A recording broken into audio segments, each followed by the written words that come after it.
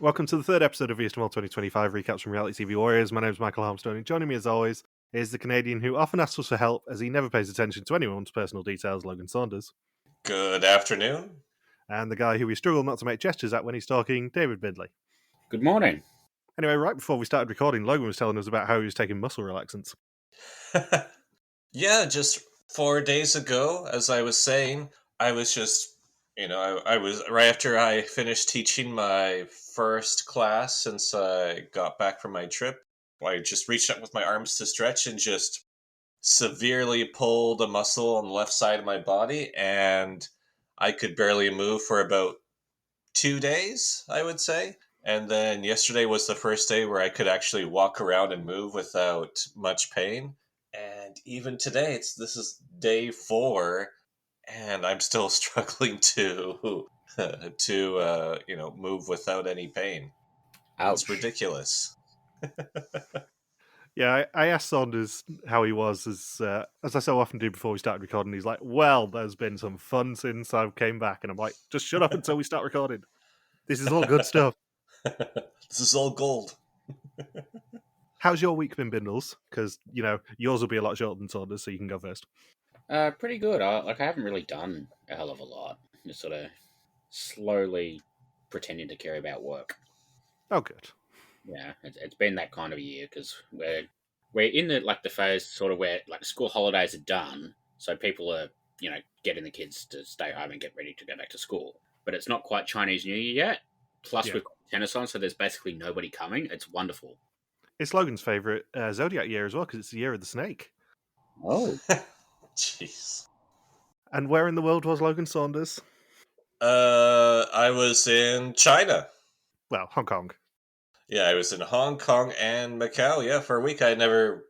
Two places I had never been before that have been used a million times on The Amazing Race, and Hong Kong was even used in Vidum before. Mm-hmm. So I was only gone for 1 week total, and a little over 2 of those days was spent flying.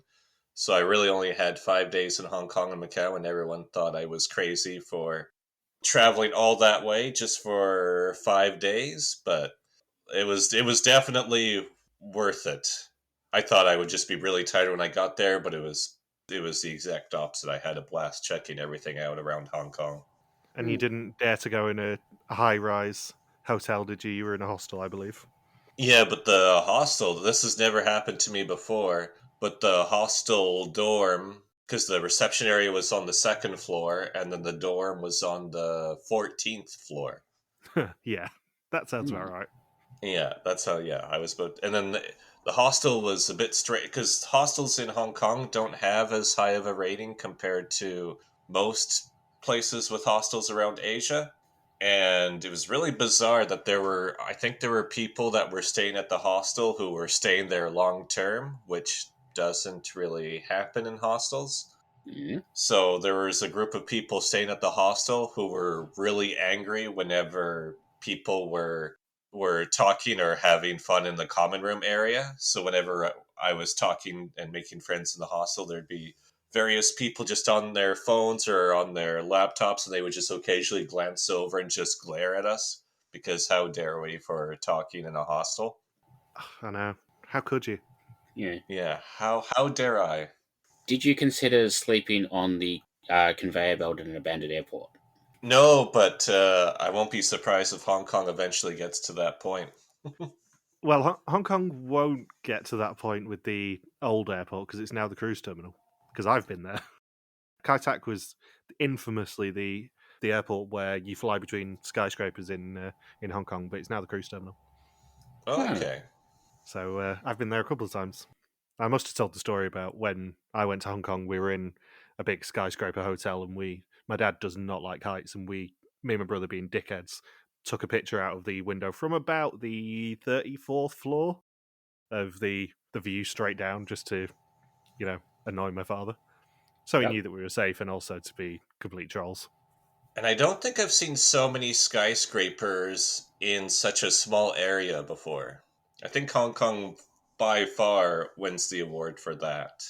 Well, as has been previously discussed, until it was cleared, Hong Kong did have probably the most densely populated area of the world at one point, which was Kowloon Walled City. Yeah, if you get rid of Lantau Island, because that's the only area where there's not really many people in Hong Kong. If you were to exclude Lantau Island, then I think Hong Kong would probably win for most densely populated area in the world.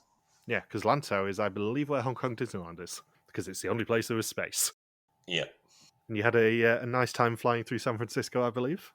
Yes, 95 minutes to clear customs.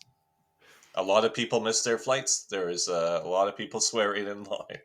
Well, weirdly, I said this to Bindles last week because when I was editing episode 1, I'm like, there's so many things that I wanted to mention that I forgot. And one of them was obviously my experience with San Francisco Airport because it was incredibly pleasant. But I actually tried something new, which was going through Dublin. So I did US pre-clearance in Dublin this time. Oh, they have a pure pre-clearance area in Dublin? Yeah, Dublin's had it for years, I believe. But I had such fun with the pre-clearance both ways because I broke the Logan Saunders rules on both of my flights. And my transit between Manchester, Dublin, San Francisco was an hour and 40 on the way out, which is a bit tight. We landed and it was a propeller plane. It's the world's smallest plane. And we had to wait for a bus and we took off half an hour late. So I'm like, oh my God, I've got like an hour to clear US customs. This is not going to work. I'm going to miss my flight. Fuck. Sprinted through the terminal when we got there, got to the Dublin immigration desk, and they said, "Where are you going?" I said, "The US," and just said, "Go on through then." Didn't even check my passport. Sprinted to US pre-clearance. I was through in like 5 minutes because they were really efficient there, and there was nobody there in Dublin. On the way back, even tighter connection, I had an hour. You crazy? Yeah, no. Well, I didn't have a choice. This is the thing. When I was booking if I'd booked the same route as my brother, which was via Frankfurt, it would have been like £6,000 according to Google. It was not £6,000 that I paid. But my only option to get back into Manchester reasonably close after he did, sort of an hour and 10 after he did, I think it was to go via Dublin on the way back with an hour layover. We took off early. I mean, the plane was empty on the way back. I would say it was 20-30% full. But obviously, me not paying for anything, preferably, I had a seat on the very back row of the plane in a window seat. They were screwing with me. So I had a chat to the flight attendant as you do and said, look, I've got a really tight turnaround on the way back. Is there any chance that I can, sneak up at the front when we land? And this woman was like, I can't promise anything, but I'll see what I can do. Her boss said no, that I had to stay there until we landed. And she did end up sneaking me up. I sprinted through the terminal again, got to Dublin immigration, and they're like, where are you going? I said, Manchester. And it's like, we don't need to check your passport. Have a nice flight. And sprinted through. And I mean, I was waiting for like 40 minutes. It was super efficient in Dublin again. But I would happily fly through Dublin again. It was a really pleasant experience, apart from, the slightly tight layovers. But also on the way back, because it was treated as an internal flight, I didn't have any stress at San Francisco because it was just treated like an internal flight. Yeah, because once you do the pre-clearance, you land in the domestic terminal. Yeah, but even on the way back, I was technically leaving out the international terminal, but my gate was in the domestic terminal. But I was because of the whole break-in window scenario, I got to San Francisco Airport like 4 hours before my flight, so I couldn't even check in because I couldn't check in online because it would be a pain in the ass because it was so empty. So I sat in the domestic terminal with my headphones on, watching Traitors. I think it was in the end. I think I was watching Swedish Traitors, and I just heard this TSA agent shout and sprint past, going, "Everyone, stay where you are. There's been a security breach." And then just see him running past and running up the escalator, and I'm like, "Oh fucking hell! Here, what's happening here?" So we had a little bit of drama with that. Also, something I did forget to ask, and it feels really weird to ask this on the 20th of January when we're recording this, but did you guys get any interesting Christmas presents? Not really. Nope. What did you get? The reason I ask is because my mother is a comedian. Yep. So one thing that I did forget to mention is that over summer, between our recording break, Harmstone Heights backs onto what we call the public open space. It's just a big hill. Yeah. But we've started, and this is deeply ironic for me to say this, getting a mole infestation. So the grass in front of my house is covered in molehills now. And Yep. my parents were were at an art gallery of some description in sort of October, November time, and they found this little mole statue, and they thought it would be bleeding hilarious to buy it for me, because I've been bitching about these moles for months at this point. Corbin Burnson would think that's a clue. Yeah, so I genuinely am looking at a ceramic mole statue right now. Oh. Because my mother is a comedian. One other thing we didn't do in episode 1 as well is everyone's favourite thing, and Fuzzy actually put it on the bingo board, and it wasn't a correct bit of the episode, but we didn't actually get to Logan's descriptions. Sorry, Logan's vaguely offensive descriptions of people. Oh, but now I have to scroll up in my notes. I was all prepared with my notes. We're used to you scrolling all the way up at the start of an episode. It's just tradition at this point. Jeez. Let's see. So what was it for the descriptions I had? Was it Gabriel, darker skinned dude. Ruse is long, dark-haired woman. Nora, I didn't really need a description. You Stein. coward. Coward. Well, Nora, all I put was just Muslim woman. That's all I put for Nora. Why did you say that like it was Muslim woman ? Muslim woman ? Well, I didn't want to presume. She hosts a quiz show about Ramadan. And then Stein, I had blonde, buzz cut, slim shady. What was it? Maaike, ridiculously overflowing hair. Ray, I just put bald. Sophie, I have long brown hair. Sam, I have crew cut. And Bridget, I had white hair. And then for Toon, I had weird goatee and facial hair. I also must point out from Facebook that Michelle didn't know that Sam is Pieter Jan's son. Yeah. I was surprised because I knew she was watching the season. She said, wait, which person is the host or is the child of one of the previous hosts? Thinking, Sam? In her defense, I don't think she's seen any of Pieter Jan's seasons. She absolutely should, because they're fantastic. But I don't think she has actually seen any of Pieter Jan's seasons. I mean, to be fair, it is kind of hard to tell if she was watching this season when she picked Toon as her number one. I mean, do we really need to talk about number one suspects this week? Do we, I Logan? could. Do we? I mean, I don't really need to talk about them personally, but someone else might want to. Yeah, that Gabriel theory did not pan out the way I was hoping it would. As Fuzzy so beautifully put it in the episode 3 thread yesterday, I didn't realize Logan had Gabriel at number 1. What the hell is he playing at? I suppose the good news is when we asked Michelle, which one of these was like a previous host kid, she didn't guess that Gabriel was Carol's love child. Very true. One other airport-related story that I want to tell as well is, as I did mention in episode 1, my brother had to go to San Francisco with work. Originally, that was going to be Austin, Texas, and I wasn't going to be joining him. But he did book his flights to Austin with KLM, and when it shifted to San Francisco, it sort of just went into his works system, and he never knew whether it got cancelled or not. A few weeks ago, I got an email out of the blue off KLM saying, congratulations, you're now an Uber Elite member, the very top, I can't even remember exactly what the phrasing is, but the very, very top level of KLM's loyalty scheme. And you look at it and it's like 8 free upgrades a year. You get lounge access regardless of whether you're flying with KLM or not. And I'm like, holy shit, did they not cancel his flight? And has he earned enough points to make this happen? So I sent them an email just going, really sorry, I haven't updated my address. I've just updated my address. Can you confirm when my new card's going to come through the post? And I had this upgrade snatched away from me. They said it was a computer error. And I was already making plans in my head going, I'm going to fly through Amsterdam. I'm going to take advantage of the fact that I get a free bag and not have to drag 2 rucksacks with me when we go to Antwerp. It's going to be amazing. And yeah, the fuckers took it away from me. So KLM are on my shit list. Yeah, typical KLM. They don't have the best reputation anymore. Yeah. No, I really like KLM.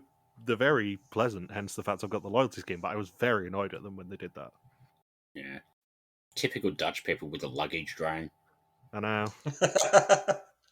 On the subject of maybe flying through Amsterdam as well, depending on when the België finale weekend is, there is a chance that I might fly through Amsterdam and do the hands-on event for the Switch 2. Because that is the second weekend of May, which was the Belkia finale weekend last year. Oh, are they doing a couple of those events around Europe? They are. The London one is the weekend of the 11th of April, which I'm not going down for because it's the weekend of my dad's birthday. But yeah, Amsterdam is the most plausible one for me, I think. They haven't announced anything for Manchester yet, annoyingly. Huh. There's absolutely nothing announced for Australia, obviously. Yeah. That's alright. The Nintendo office is just around the corner from me, so, if worst gets to worst, I'll just go and ask. Yeah, just knock on. Can you just give me one to hold? Yeah, basically. Well, the weird thing is they've got all those events coming out, but then the events are timed for 6 weeks after it releases, which is Well, they're not. Oh. The announcement was that the Direct is the 2nd of April. So they're actually showing it off properly on the 2nd of April, but there was a bit of confusion over that. Okay, that makes sense. Yeah. You're not the first person to get confused by that I've seen.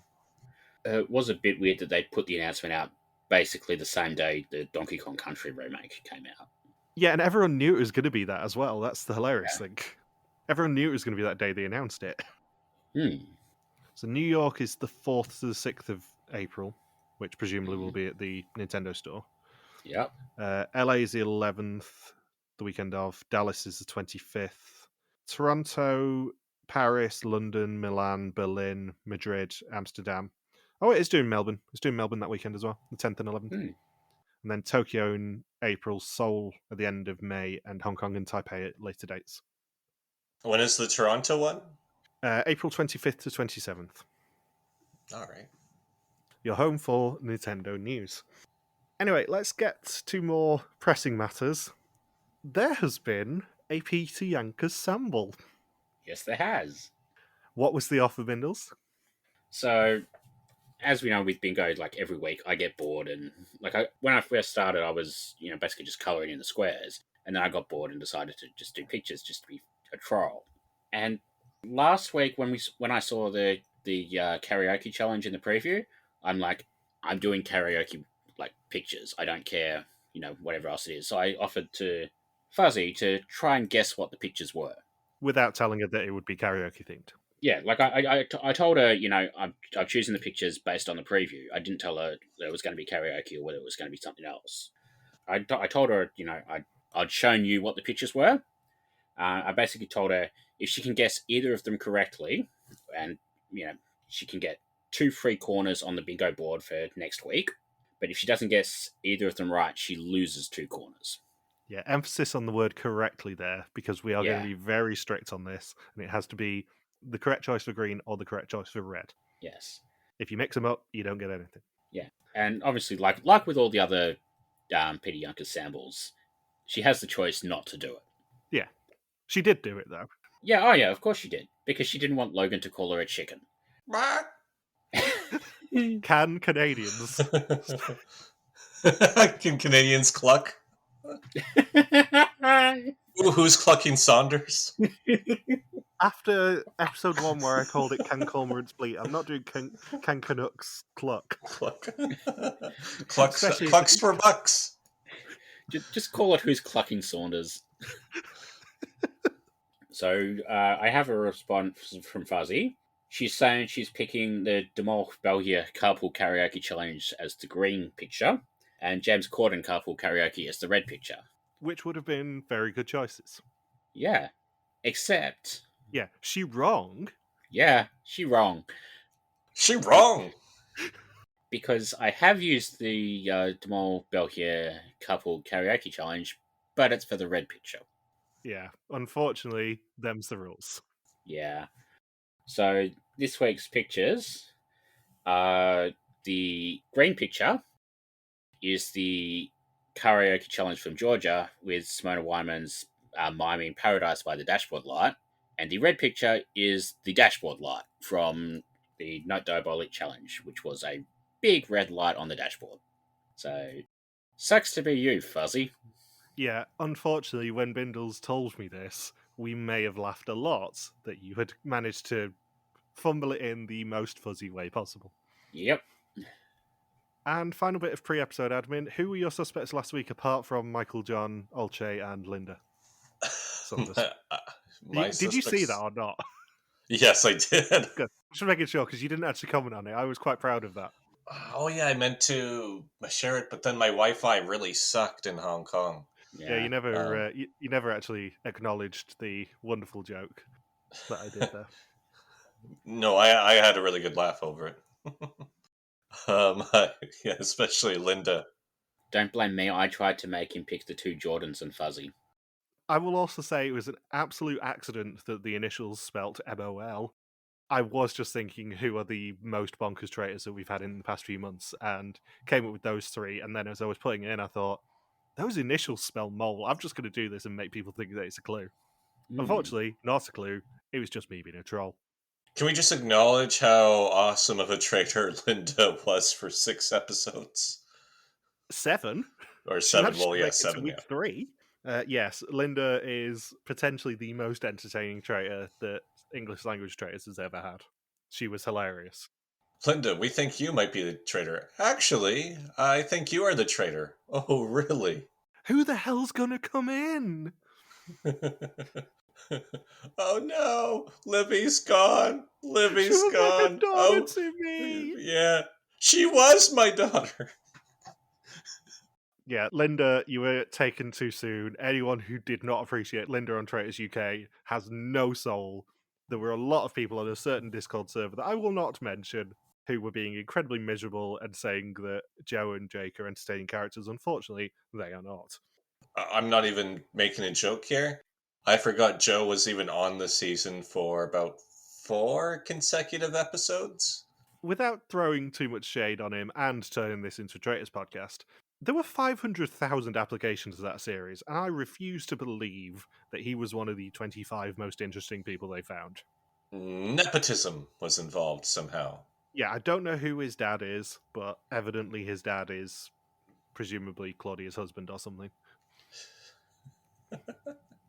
Anyway, your suspicions from last week's Honors. Wouldn't that make Claudia? When Claudia be the stepmother then? We don't talk about step parents on this podcast after last time. I mean, to be fair, if Joe and Jake were entertaining, they probably would have earned more points at Eurovision. Very true. That is a joke that Logan does not get. No, it isn't. So my suspect list, I had Sophie number 1, Bridget number 2, Gabriel number 3. I must admit, I am only making you do this to remind people that for the first 2 and actually 3 weeks running, you did suspect Gabriel in your top 3. Yes, and make Maaike number 4, Ray number 5, Ruse number 6, Stein number 7, Nora number 8, Toon number 9, and Sam Hagens number 10. Yeah, I think you were the first of the 3 of us to watch this episode, and you watched it quite soon after it went up. So you were posting your suspicions for this week in our chat, and I'm like, swipe away, I don't want any spoilers. But it's a good thing that I always include who gets, or the person who gets eliminated is include my suspicions. Otherwise, I wouldn't have posted it. No, I was on my walk yesterday, frantically swiping away to make sure I didn't get any spoilers. Because obviously I had my headphones on, and it's like, new message in, Venom Historians from Logan Saunders. Number 1, Gabriel. I'm like, shut up, stop! Gabriel's the mole, damn it. And then we'll get to this, but obviously at the execution, I may have had a little reaction to him getting a red screen. When did they change the graphic for the green and red screens, by the way, for Vidum? Season 15. All right. I think there was a theory that season that like the top of the screen that with like the white bit that looks kind of like a silhouette of a lighthouse. I think they thought that was a clue for some reason. Okay. But then it's just stayed there for the last 10 years for no reason. So that was the South Africa season? No, Sri Lanka. Or Sri Lanka, pardon me. Yeah. Yeah, that's what I meant to say. That also probably coincided with the Windows sponsorship, I think. Yeah. Sometime around then. So maybe it was a resolution thing, for want of a better term. Maybe. So, previously, 9 new celebrities and Peter Jan's Nepo baby continued their journey through Cambodia as they spelt their way to success when Toon took charge and had significantly less success when Ray and Gabrielle led them in a heist.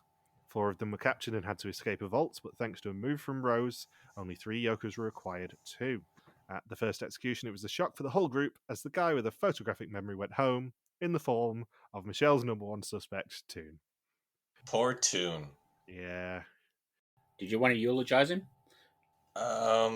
Yeah, I'm glad he was able to eventually get out of the central market. I thought he was just going to be stuck there forever. Yeah. I'm kind of sad he didn't last longer, and we didn't get to make a running joke for the whole season about different ways to mispronounce his name. Toon Link. Yeah. He was gone soon. I had a bunch of these prepared last week, and yet again we were having fun issues last week. We didn't really acknowledge the first week of issues of the fact that my internet provider decided to turn my internet off at 3 p.m. when we recorded at 10 p.m. on probably the most important episode of the year for me to actually have reliable internet. So we had a hell of a time with me on mobile web. Yep. And then last week, I'd moved my microphone and I was slightly off mic for the entire thing, which was great. Yeah, I was going to listen to everything that happened to him, but I kind of tuned out. So we begin as we did last week with a briefing of the mole, and Rick saying, You are playing a double role. You are a kandidaten and a mole. Make sure the candidates see you as a fellow kandidaten. Okay. And that you are the mole is not written on your forehead. I already think that when they look at me they know, but that's not true. I think Saunders has also missed the fact that I have decided this season, just for fun season, because it annoys certain people, that the mole's voice, when I dub it over, is Welsh. Okay, Charlotte. Yeah, I was going to say, I must point out, I did this joke before making the Traitors connection, and I have now decided it is the most suspicious of all the accents. Yeah. It's good news for fans of Toon Jones. I wish they would have that. I thought there was going to be a challenge where the word mole was going to be written on somebody's forehead. Yeah, I was fully expecting something like that to happen. Yeah. And the episode title is The Right Way of Seeing. It's day 4 in Phnom Penh, and everyone is toasting to surviving the first execution. And Stein says everyone was relieved, but it was a bit loaded because people suspected Toon, and he's also a really nice guy. Apparently, he had a photographic memory. Never came up. Unfortunately, it was a photographic memory for the wrong people. Yeah. Stein and Rose both tell the group that they use their yokers, which we know is true, but the group don't necessarily believe them.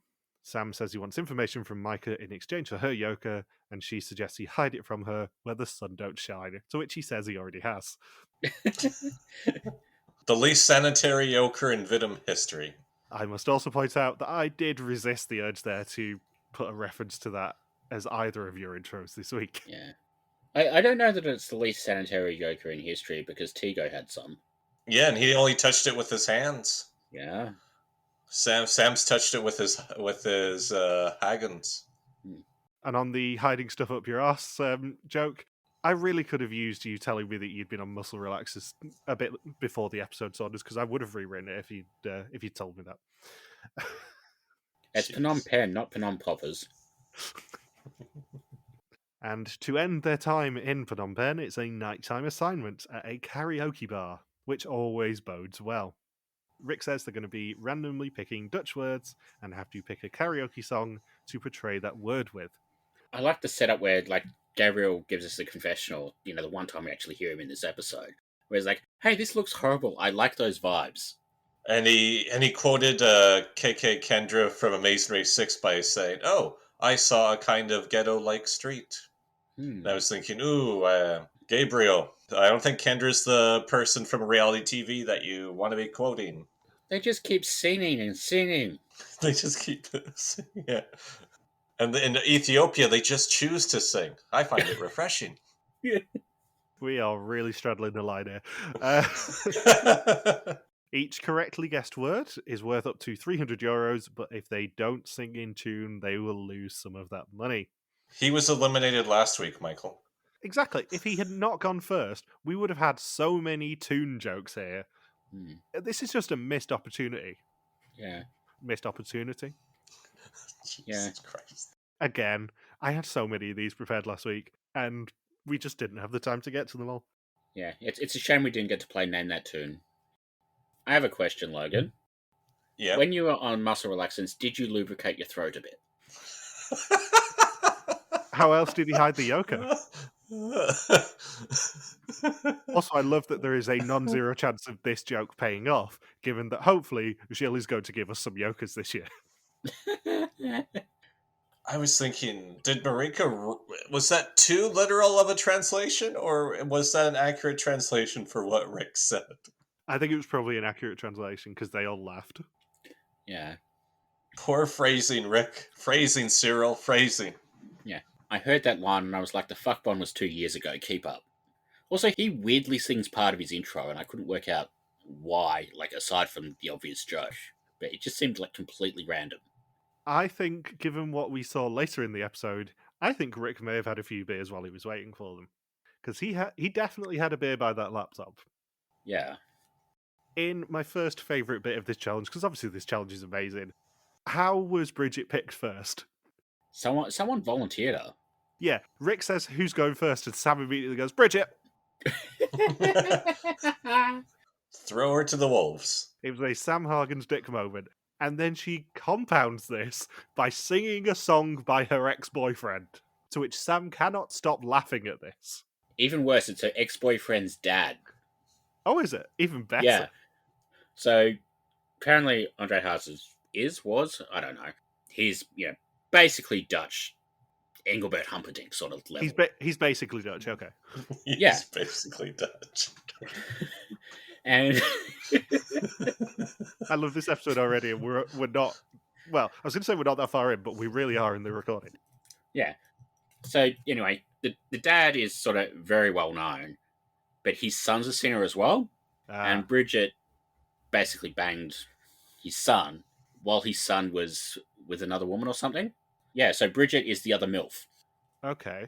Which is kind of odd when you realise that she was, I think 20 years older than he is. I feel like Bridget has some very interesting stories that we really haven't been made privy to yet. Yeah. I just love that, she sings the song about secrets, and when they get it wrong, Rick's sort of like, well, it was secret, and then everyone was like, oh, and then Stein was like, secret? It wasn't a secret. Everyone knew. Yeah. Stein was, very, stealthily funny this episode. Yeah. I think we got to see a lot more of Stein being very snarky and funny in this episode, which really helped. Yeah. And obviously I'm not going to make it the clip again this week, but big praise to the new showrunner for involving Rick a lot more in these challenges. Yes. He is weaved in the DNA of these challenges, and he's actually allowed more time to be playful. Rick is the best we have seen Rick in these 3 episodes. Yeah. In any of his 57 seasons or whatever it is at this point. He should have introduced the challenge by singing the Macarena for old time's sake. So Nora is up second and tells us that they can't make gestures to portray what the word is, and she chooses to sing, I want to break free. They choose about 50 different words while Nora sings, but then end up getting the word breakout correct. The €300 gets multiplied by the percentage that she sung in key, and unsurprisingly, that percentage was 17%. So they get €51. It was very much like watching Pointless and having somebody guess correctly and it still being something that 100 people said. Yeah, I mean, the inspiration for this, as we talk about a lot with Belkia, was the game show Sing On, I presume, which did exactly this. Arguably with slightly better singers than everyone apart from Maaike is here. And, Nora was so out of tune compared to Freddie Mercury. It was more like Freddie Pluto. Da-da-da-da-da-da. Da-da-da-da-da-da. Just get a new jingle for saunas. Hey, a yoker. No, that was if it was Freddie Uranus. Gabriel makes a point about, he makes some sort of comment about satisfying ants. And I'm like, wow, the budget cuts have even hit Logan's horse collection now. Yeah, there was a guess from Thomas that I would make Logan's intro something to do with Gabriel's quote about ant fucking, and I'm like, no, I'm not even touching that. Not with a barge pole. I dare say if you touch it with a barge pole, it's very uncomfortable for the ants. Rose is up third, singing James Blunt's You're Beautiful. Her word is beautiful, but they pick truth. For some reason. Maaike gets the word feeling, and she chooses Flashdance What a Feeling. A, absolute tune. B, brilliant choice. And she is the only person who can actually sing in this entire group of 9. Also, a funny little thing that only I noticed. Before Maaike picks her card, Rick shuffles the little basket that's got all the cards in it. But the basket is so small and the cards are so big that they do not move. And thanks to a bit of eye contact from Maaike, they do get it correctly, and she scores 99% for a perfectly plausible €297. I know Fuzzy's going to put it on the bingo card. I'm not touching that one. Sorry, you're not going to get the rants about implausible money amounts. I'm not being that predictable. No. Gabriël is up fifth with the word grow. He cannot sing, and it's never more evident than him choosing to go after Maaike. And they guess the word older. Stein chooses to sing Tell Me Lies, and his mother complains when he sings in the shower, and his dancing makes Rick break out laughing, and his word was cheating, but they guess lies. And Rick had to channel Simon Cowell and Randy Jackson with the infamous cover your face with an envelope because you're laughing too hard at the terrible singing. This is what I mean about Rick being intrinsically weaved into these challenges now. Like, you would never have gotten that scene, or, for that matter, our banner for the week, because it is this, of Rick just pissing himself laughing at the contestants in any other season that he's done. I think this is the hardest I've ever seen him laugh, ever, in Vidum. This is the most personality he's shown in 8 seasons, is it, at this point, I think? Yeah. He didn't even show this much personality when he was a contestant on this show. No. But talking of showing personality, Sam is up next, and he also chooses to sing Tell Me Lies for the word liar. However, Sam is so deeply unsubtle with his emotions, I mean, just like his father, that he nods when they guess the word liar, but Rick catches him doing it, and they get no money as a result. I think you could have been in Vietnam and would have noticed that he was nodding. That was the least subtle nod ever. My favourite thing about this is the fact that they show it twice, but they do a proper VAR slow-mo to make sure that you catch it. It's like, yes. The only way this could have been more obvious if he sang the entire rest of the song in that falsetto and then just did the correct word, just really, really, really deep. He is somehow probably not the least subtle person in this challenge, because Sophie at the end is maybe even less subtle than Sam is. So Sophie chooses opportunity and chooses take a chance on me, and unfortunately Rick's instrumental is really quiet, so all we can hear is her singing. The group get it correct, and she scores 75% for €225.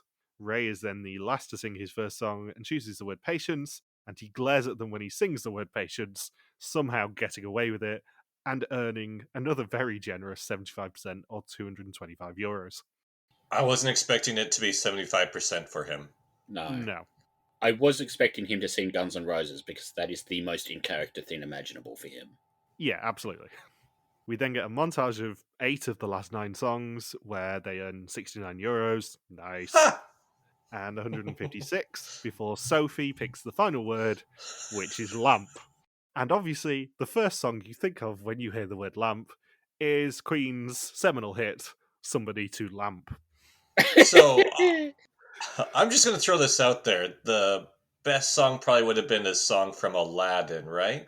Yes, obviously. Yeah. Either Aladdin or Genie in a Bottle or something like that. But not Somebody to Lamp. There wasn't a rule against that, right? You could just incorrectly sing the lyrics. No, there was a rule that you had to sing the right words. Oh, Yeah. okay. So she was... Because otherwise they would have just played charades. Yeah. So either she was trying way too hard to be the mole, she is the mole, or she was drunk, or all three. I suspect it was probably the latter. Yeah. Because it's so unsubtle that even Sam says that it was very suspicious. And Sam was drunk. Yeah. And Rick sums it up that they earned €1,024, although apparently it might have been 1,023. But he's feeling generous, so he's going to round it up to 1,025 of 5,400 for the challenge. I think what kills me is just how many times she kept saying the word lamp. Yeah, when she was singing it, she was kind of nodding and glaring and very loud. Pointing at the sky. I need somebody to lamp. Somebody to lamp. I'm surprised she just didn't replace every word with lamp. Lamp, lamp, lamp, lamp, lamp, lamp. Lamp, lamp, lamp, lamp, lamp, lamp, lamp. Plamp, plamp, plamp, plamp, plamp. And then when they end the challenge and they go to fade out, they just use that as the outro again, just because it's that funny. I don't think I've really seen Vidum take that, or very rarely where they take that liberty where they just clearly during filming production just probably talked about that for days about how ridiculous that was. Yeah. And I didn't know it was possible, but somebody loves Lamp more than Brick Tamlin from Anchorman. I must slightly defend Sophie when I say lamp was not the easiest word in that box. No.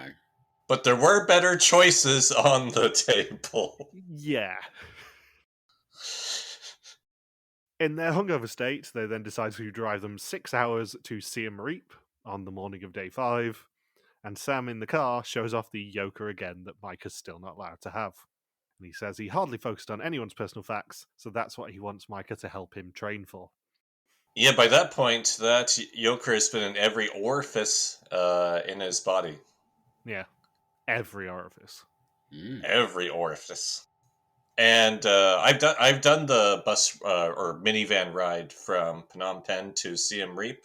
I did think for a second you were going to say that you had shoved a Jan-ker up your ass before. Oh yeah, while I was in Hong Kong, Every orifice of Saunders. I went to Lam Kwai Fong, and no, just kidding. But yes, I've done the 6-hour minivan ride from Phnom Penh to Siem Reap before. And luckily, it's not the bumpiest ride in the world. So even if you're doing that ride hungover, it wouldn't be a terrible experience. I am slightly surprised that they only spend 2 1/3 episodes in Phnom Penh. Yeah, I was thinking that.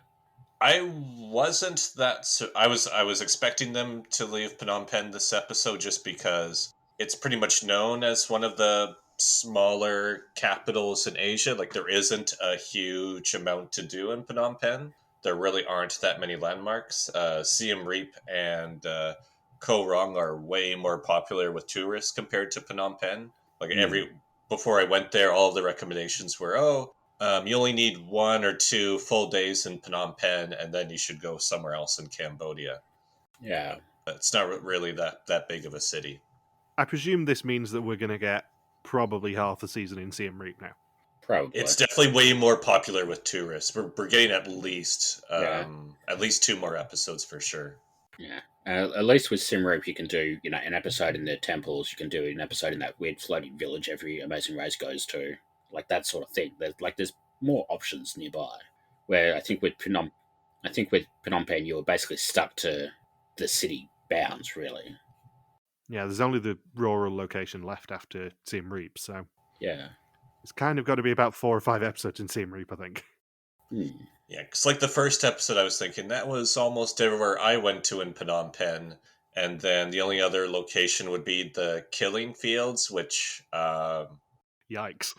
Yeah, that's like the other major attraction in Phnom Penh, and another place that was associated with the genocide, where there's like this one place that was used as a prison or it was a school and then used as a prison during the genocide. So I was thinking, yeah, they avoided the 2 genocide locations, so which doesn't really fit in well in an episode where you have somebody singing "I need somebody to lamp" and then you go to the killing fields. It's just that juxtaposition just would not work for this episode.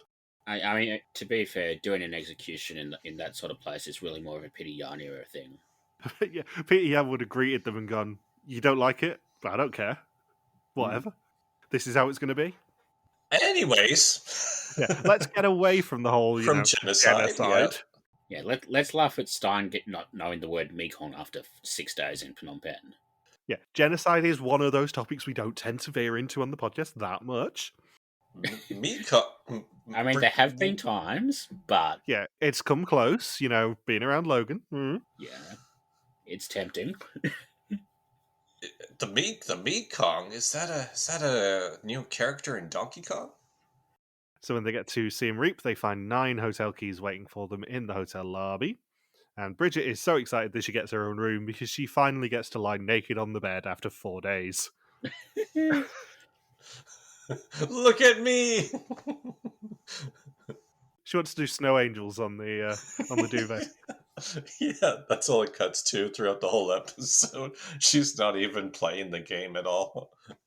Yay! It's tastefully done snow angel images like Bridget's up for murder on Traitors. I was picturing like the scene from American Beauty or something.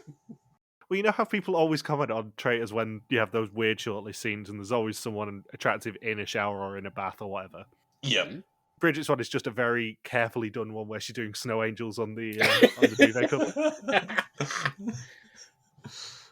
Bridget is one of the few people on Vidim to have not done Traitors as well, may I point out. Well, we just gave production ideas. Yeah.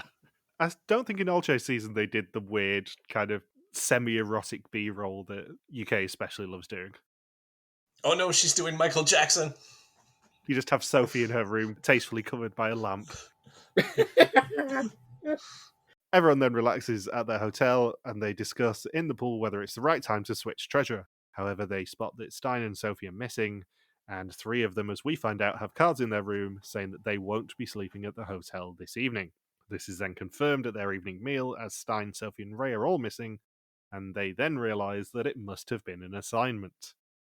No way. No, they didn't. You mean they didn't report them to the Cambodian police saying, "Oh dear God, we have 3 tourists missing in Siem Reap." Yeah, they were last seen at the killing fields. It's really weird.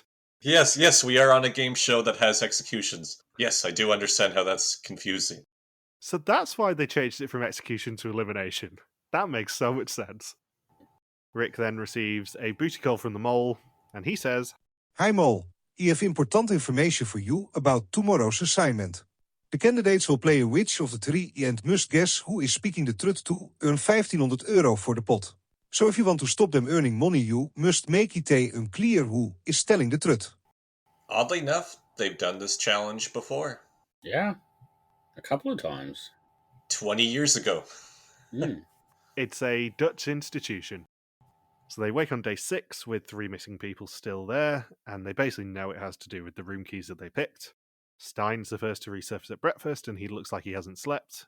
Then he's followed by Sophie, and she says they're not allowed to talk. And Ray looks absolutely no different to normal. I just realized something, that it has to be one of the very few times in Vidim where they had an entire day of no assignments for most of the players. The schedule seems very relaxed this season, I have to say, because this isn't the first day where they've kind of let them just relax for a day, I think, already this season. I think it's because Cambodia is such a cheap place to film that they can afford to say, hey, we don't have to try and squeeze a full season into 14 or 15 days. I think there's also an element of the fact that it was probably hot as balls when they were there. The fans were very much on in the karaoke bar, and that would have been probably 9 or 10 at night.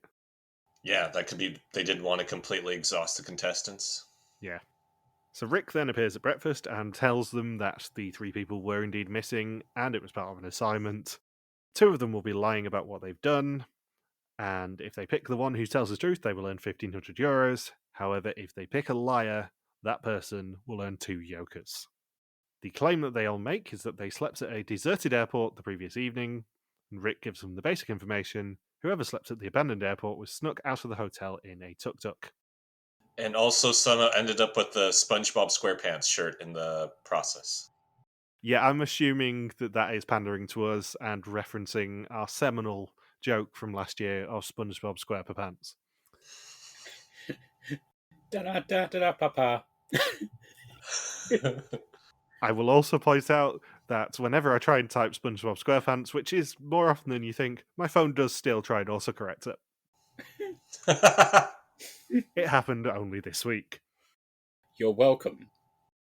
In each round, everyone's allowed to ask questions for 1 minute individually, and Sam treats it immediately like he's at a press conference. Yeah. Ray claims that he slept on a conveyor belt. Sam Hagens here from the Vidim Times. Also son of Pieter Jan Hagens, which everyone would like to point out for some reason. I will say, this made interesting TV. It's not a very interesting challenge to recap. No. There's only so many times you can watch people ask, meaningless questions. Like, by the end of the challenge, I was like Ray, just being like, just ask something that will actually help, you idiots. You're asking awful questions. You're all dumbasses. If you were in the military, you would not make it in the military. Yeah. Did you guys pick out that it was Ray? Yes. And Rick is laughing at Ray's answers and frustration too during the challenge, where he tries really hard to stop laughing because he doesn't want to accidentally give away who is telling the truth. Yeah. I did pick that it was Ray pretty quickly because he was the only one who looked completely unfazed by everything. Stein and Yeah. Sophie were sort of laying it on a bit too thick, but they were very unfortunate that the guy who was probably slept on a conveyor belt before but doing stress positions was the guy who was actually telling the truth here. Yeah. Pretty much any other combination of how you arrange these people between the 3 locations would have been funnier. Yeah, like Ray having to do the hostel B-roll would have been hilarious. Yeah. Ray getting a massage would have been hilarious. Yeah, Ray having to do the Traitors style bath scene like Sophie did would have been hilarious. But instead we get him kind of tucking himself up on a sleeping bag on an abandoned conveyor belt. It's like, yeah, that's the lamest option possible. Yeah. At least we didn't have to get Ray hugging a lamp. Very true. I was about to say it would have been funny if Ray was in the resort hotel and he finds the ice area and just out of habit he just grabs a few ice cubes and tries to melt them. So they all decide by a 4-1-1 vote that Stein was telling the truth. However, he stayed at the hostel, as we saw, so he wins 2 Jan-kers, and that means they earn nothing of €1,500 for the challenge. I like how during the first round of voting, they voted like they were trying to flush a hidden immunity idol out of Survivor by making it a 2-2-2 split. Yeah. I'm thinking this isn't modern Survivor, guys. They could have made it so much easier for themselves if they'd not done that 2-2-2 split. Because if they'd eliminated Sophie, as most of them probably would have done, I think, that would have made life a lot easier. I wish it would have been a 2-2-2 split again. Like, what happens then? Do they just keep doing the challenge, or does Rick just say, no, you guys have lost? Yeah, all of them win 2 Jan-kers. All of them would, yeah. All of them share them. Yeah. It would have been funny if Bridget was picked as one of the 3, because then she would have just been lying naked across the conveyor belt during the montage. With strategically placed luggage. Yeah. It's just her spinning around on the conveyor belt. Oh, there's that. No, that's the same naked Dutch woman. No, that's not my luggage. Sorry. Nope, there's that naked Dutch woman again. No. I guess my luggage didn't get here after all. Look, suitcases, Big Ben, Parliament. It would have been really uncomfortable if they put her in excess baggage. 2 things on this challenge, though, that I do want to say. Number 1, do you think there was a tell in this challenge for the mole to work out who was actually telling the truth? Or were they just briefed beforehand? I think they were briefed. Rick made it sound like they were briefed, I believe. Yeah. I did think it was interesting that sort of at the end of the challenge, Rose goes really overboard being happy that she was right. And then if you're sort of just looking elsewhere, Maaike just gives Stein the absolute biggest death glare I've ever seen on the show. Yeah. Because, Maaike was a useful idiot for him there. Yeah. Her and Bridget were basically leading the charge for, oh no, it definitely is Stein who's telling the truth. The second part of this is that I do have to point out this is the bonus question for Suspect List this week. Where was the mole in this challenge? Were they being interrogated or were they on the panel? I was nice. I only made it a 2-option one this week. Ray also gets another advantage from being at the abandoned Siem Reap International Airport in that he finds a suitcase with a tablet in it that shows him his reaction to being told whether he's the mole or not. And he's told if he makes it to episode 7, he can see everyone else's reaction who makes it that far. A clue. However, I think it's going to be nonsense anyway, because the mole will surely have been briefed about this when Rick says, you're the mole. Yeah.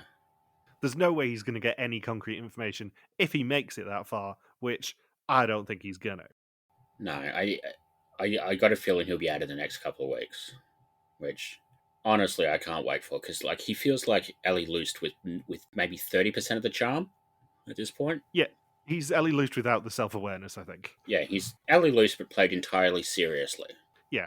Ellie, for everything you can say about her, at least knew what her role was in this season. Yeah. She knew what she was doing in both Dominican Republic and Renaissance, in that she is cast to be the kind of straight-laced person. Yeah. And she doesn't take herself too seriously in real life. She just kind of knows what she's like in terms of competitive. Yeah. I don't think Ray does. No. So yeah, Ray has 30% of the charm and 0% of the hair. Yeah. On the head. On his head, yeah. Yeah, he's got a huge amount of hair coming out of his arse, but we don't talk about that. Hey, a yoker!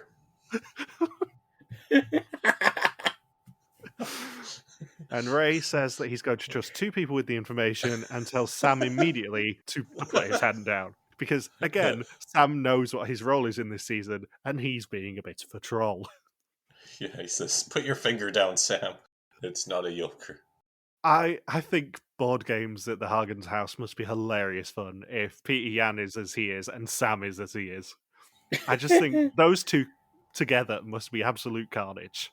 You can just tell that Sam has because being a troublemaker around Peter Yan, like, that's just inevitable. Like, if Peter Yan's going to have children, of course they're going to just screw with him as much as possible. The scary thing is I found out during the week Sam's got children, which does make Peter Yan an all-papa bear. Oh, wow. I feel like if we were going to pick anyone from this season to chat to, it would be Sam. Oh, absolutely. Mainly because he can then pass us on to his father, who's our Vid and White Whale, obviously. Oh god, imagine those two together. Imagine talking to both of them at the same time. You'd never get a word in edgeways.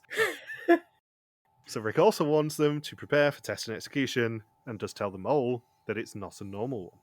Stein says he knew he needed Bridget on his side to convince the group, and that worked, so he gives her one of his yokers. It is now time for the test. 20 questions about the identity and actions of the mole. Whoever knows least goes home, except for the mole who can never go home. Bridget and Stein have a yoker each, and Sam still has Maaike's yoker, which he's refusing to give her. Yeah, now he has it in his mouth during the quiz. After a huge amount of disinfectant, hopefully. Yes. And the test takes place at what bow? Not Ryan. Nope. And they all walk in, past Rick, sat at the elimination table. Each of them has a table with a tablet, and they're all going to do the test next to each other, and Bridget and Stein therefore have to publicly play their yokers. Now, annoyingly, I don't get to do the normal rattling through the suspicions here, because this does end up just being another challenge where they can earn money. Yeah. We don't even get to see any of the test questions. No. And it's only the first 15 that are really that normal, because question 16 warns them that there's money in the temple near them, and if they want to run for it, they can do now.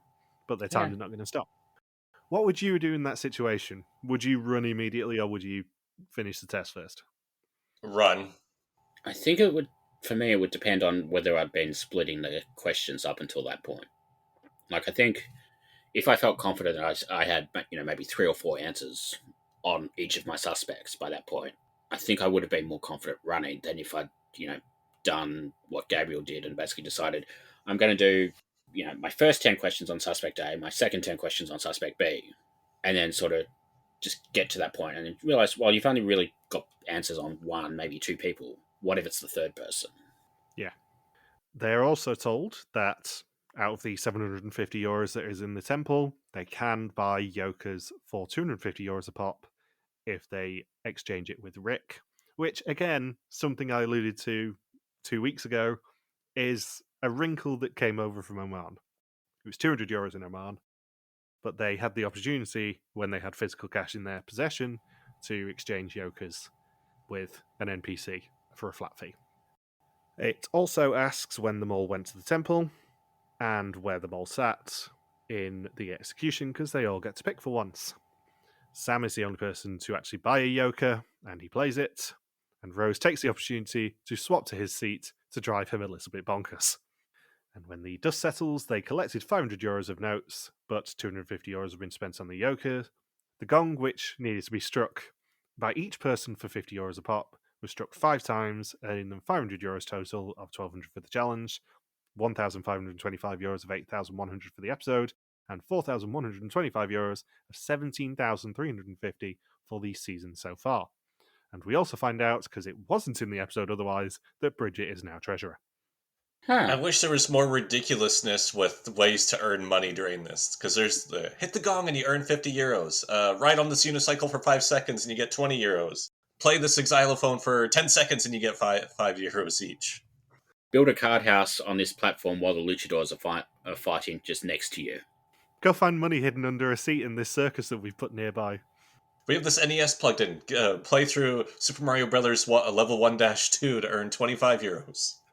I wonder if we are going to get a Cambodian circus this season, because it's a cultural thing. Yeah, maybe.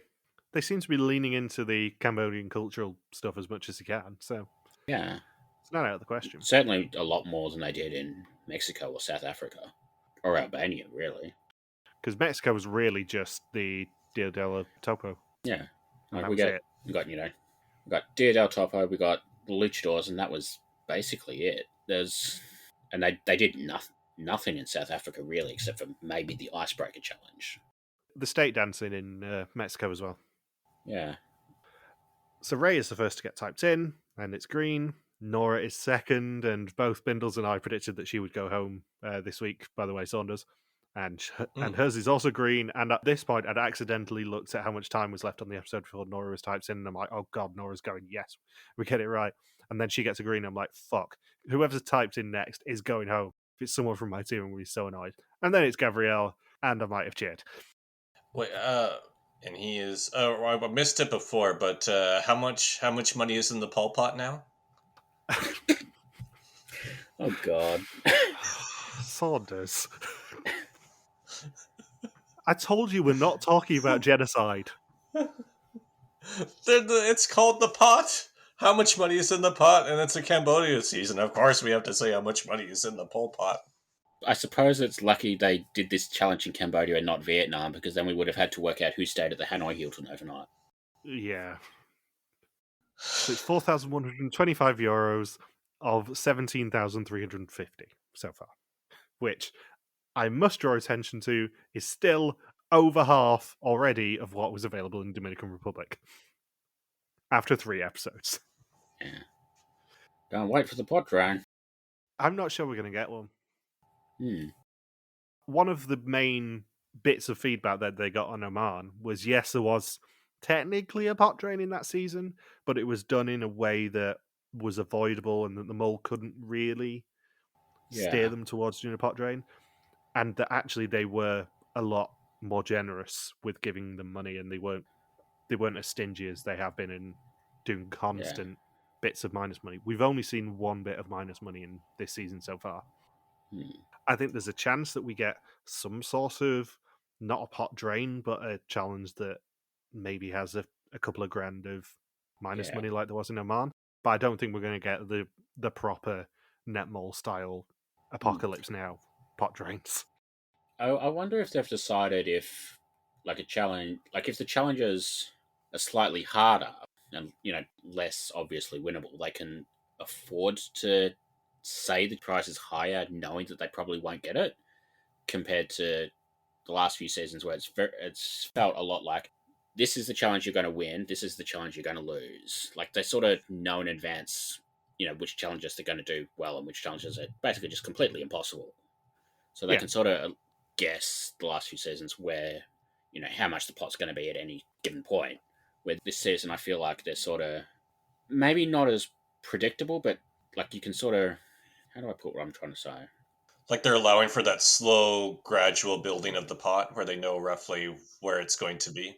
Yeah, like you're still earning the same amount of money, but because you're less likely to win it in any given circumstance, they can afford to make the prizes sound higher, knowing that it's probably not going to be that high. Like they can afford to say, the price of the karaoke challenge is 5,400 or whatever it was, knowing that not only do you have to get it right, but you also have to sing pretty well, which none of these people can do except Maaike. Yeah. Like, they can say, it was 5,400, but really, they weren't going to make more than 2,000. Whereas I think in the last couple of seasons, it probably would have been 2,000 is the maximum prize, and then they would have come up with some sort of stupid way to limit them to about 600 or whatever.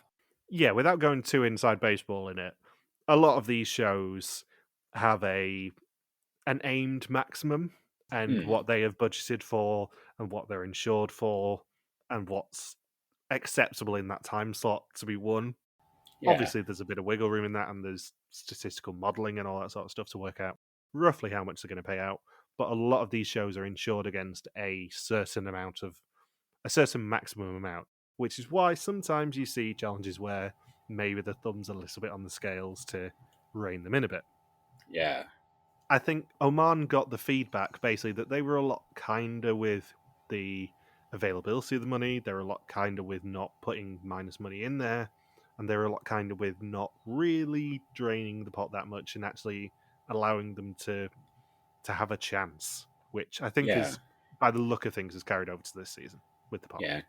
I was just, because I've just gone through the Thailand and Mexico seasons not too long ago, and one thing that always really stood out is, like, there were the challenges where you could tell where that production thought they earned too much money, and then just have this absurd pot drain immediately after a successful challenge, and you just knew even before the challenge started, like, this challenge sounds ridiculously impossible to win. Plus, if they lose this challenge, they've been told, oh, they'll lose 3,000 or 4,000 euros deducted from the pot. Yeah. Where you just know, like, this is just, it feels like they're just adjusting the values challenge to challenge.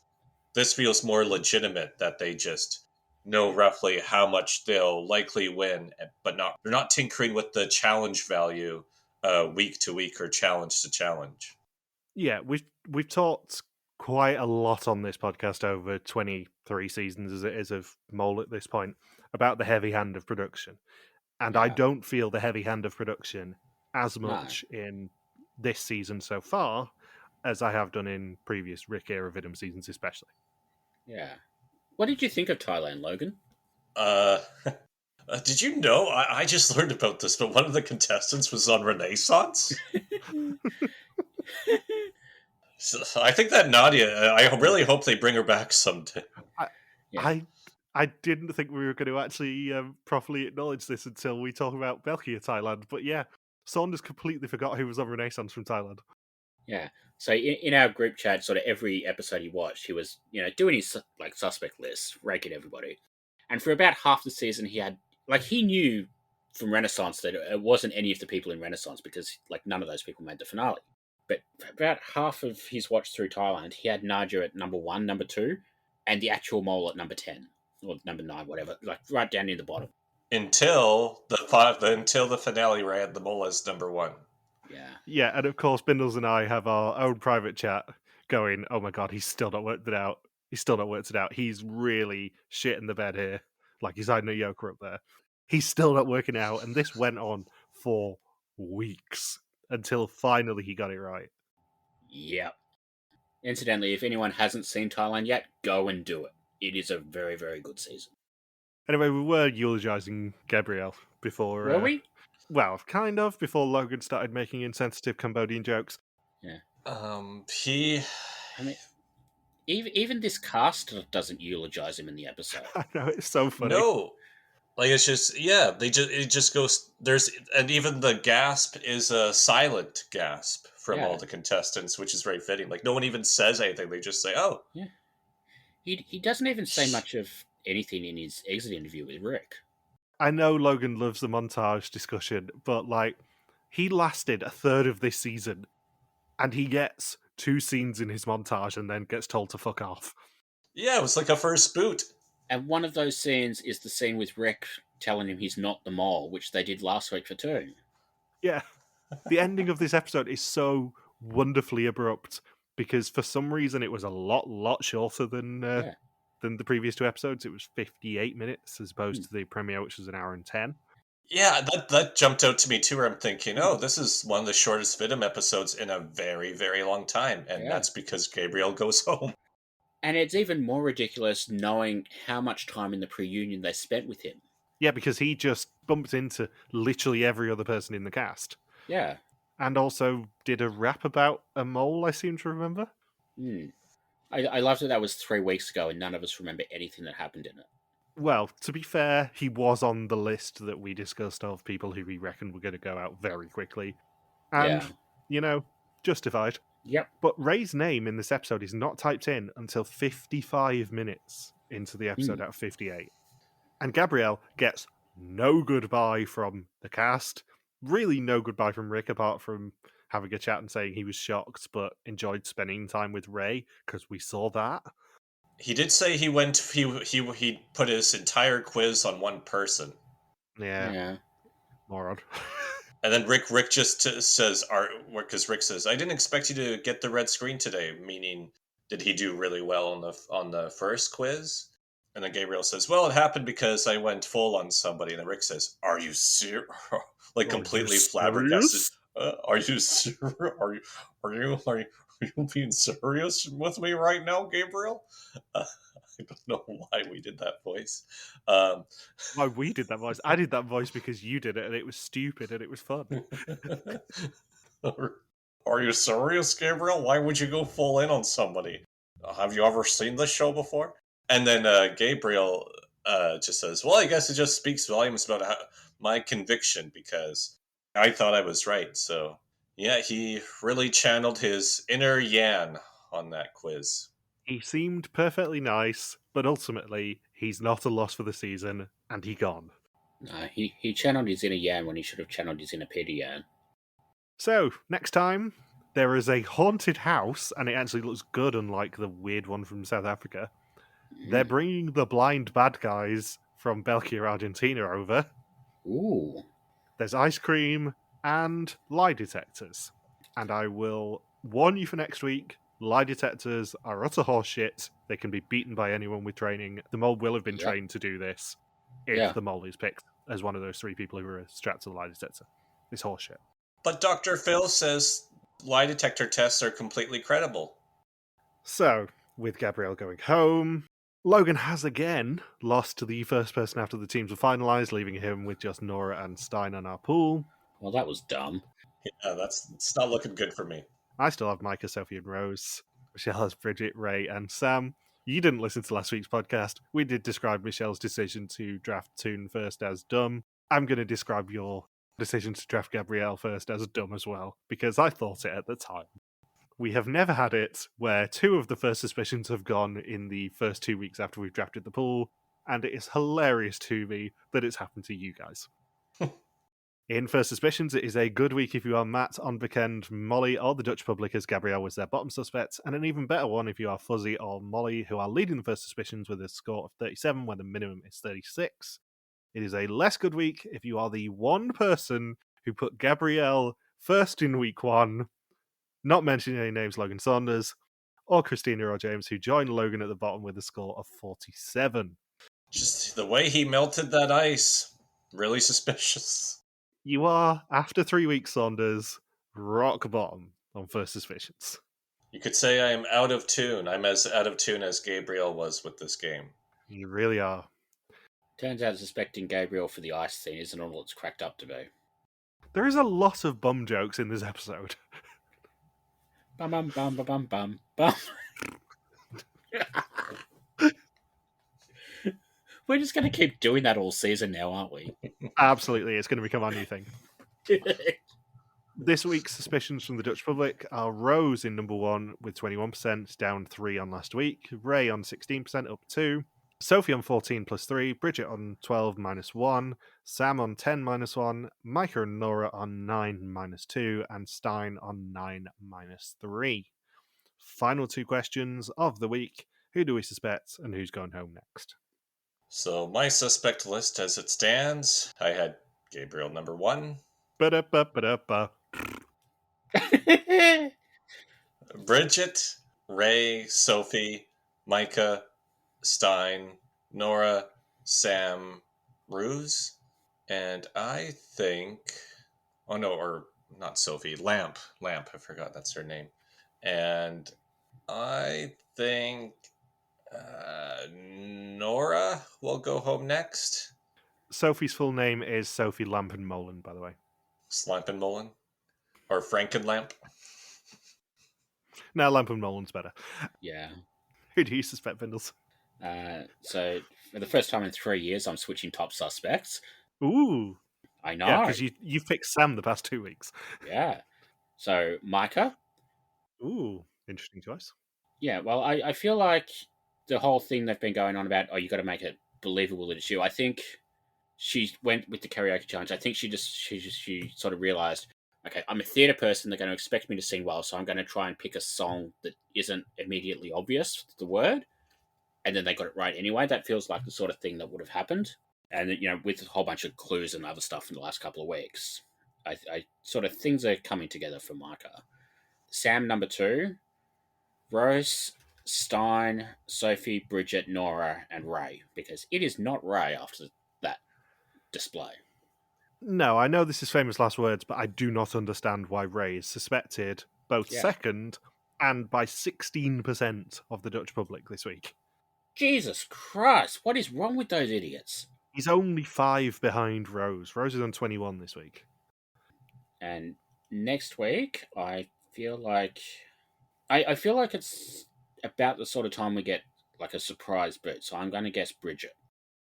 And my suspects are Maaike, Rose, and Bridget as my top 3, and Sam, Sophie, Stein, Nora, Ray, obviously way behind everyone else. Yeah. And I think we do probably need to cut Nora or Ray for the entertainment value of the season. Preferably Ray because, he's boring. Yeah. I mean, Nora, I think, has moments. Ray does not. Yeah, Nora, especially this week, has been a lot more entertaining than she was. Because when she's snarky about the old people, it's very funny. But it's a clear gulf still with those two from everyone else.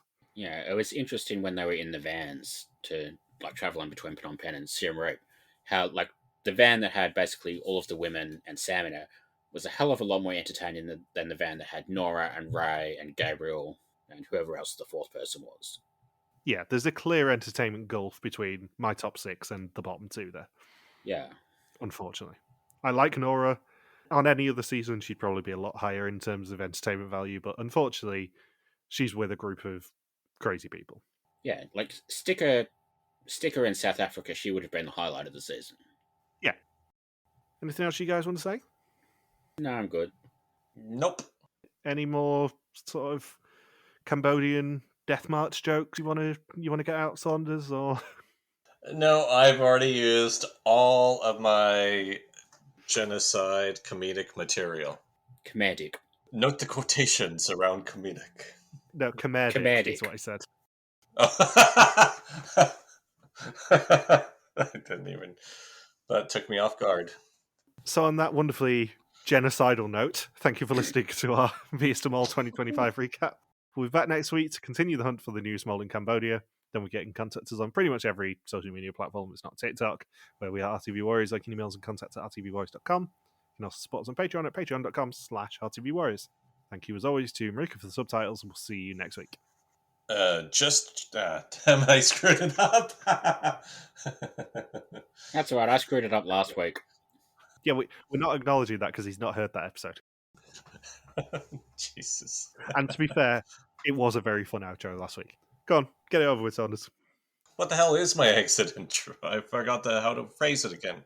Peace out. Just chill till the next episode, hey? Oh, yeah, that's right. Why did I draw a blank on it? This is bad. Peace out and just chill till the next episode. Turn. Looks.